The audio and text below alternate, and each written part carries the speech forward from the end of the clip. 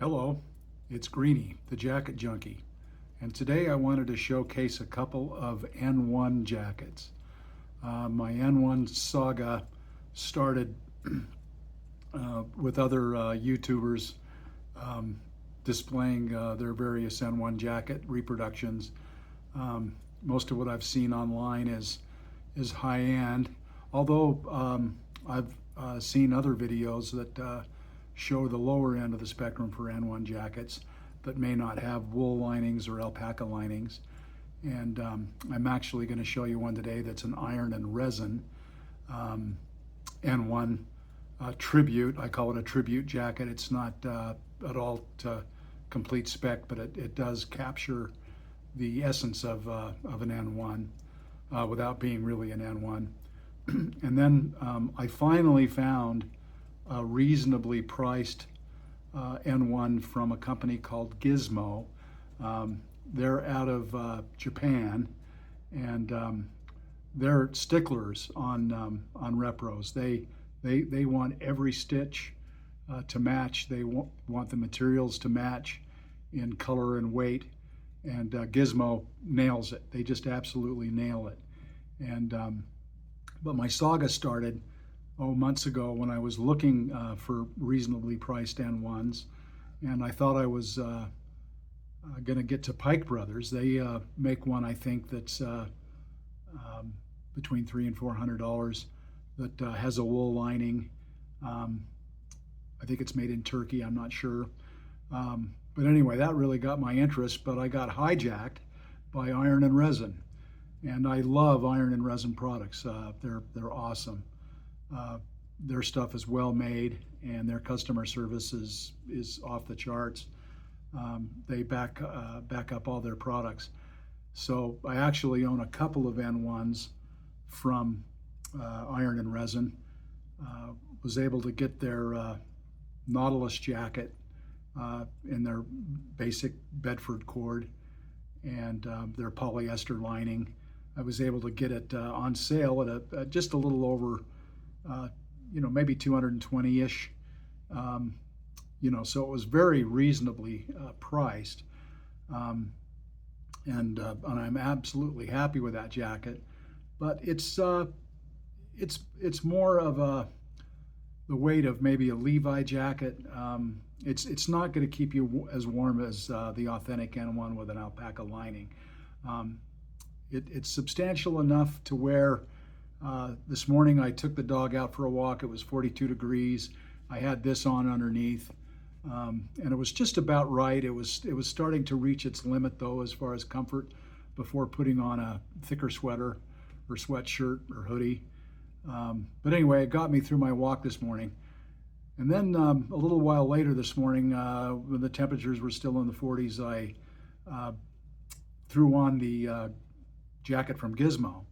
And at any rate, substantial difference in warmth. I know that jacket would keep me warm, in the teens and maybe a bit below zero if you layer right. So anyway, I am going to throw these on, and I'm going to pause this for a sec. I'll be right back. Okay, I'm back. I've got on the N-1 from Iron and Resin, and it's got really nice Bedford cord. I don't know if you can see the corduroy there. Of course, has the storm cuff to keep the wind out. It has this, I don't know what material it is, polyester, I think. It's very comfortable, very pretty warm, but it's not alpaca, it's not wool, but it's pretty darn, warm. I wore it camping this weekend, and it was the perfect camping jacket where the temperatures were dipping, but they weren't that cold. Anyway, I'm going to stand up and let you get a better look at it. This has a little more of a tailored fit. It's not as boxy as the regulation N-1, but it's very comfortable. You can see it has the heavy-duty zipper and the ability to button it up. So when you're standing on the deck of an aircraft carrier, the wind and salt isn't gonna, interfere with that zipper. And anyway, this one's just fits me perfectly. And it's maybe a pound and a half lighter than the regulation N-1. But like I say, this jacket has its place. It really does. I'm not going to part with it. I have another one of these from Iron and Resin. I don't have it with me, but it's the waxed version of this, made with heavy canvas, not Bedford cord. But it has a little layer of insulation between the polyester lining. So it's maybe 5 degrees warmer, than maybe this one. But this one is super comfortable, whereas the wax version is comfortable, but it's still, you got to break it in. Anyway, I'm going to put on the Gizmo N-1 to show you. Okay, I'm back now. Just want to show you the N-1 from Gizmo. As you can see, this is their second generation jacket. It is spec with khaki color. They make a first generation, I think, that's in navy blue, and then the third generation, I think you can buy it in green, OD green, or khaki, I believe. But at any rate, I just want to let you have a look at this beautiful Bedford cord.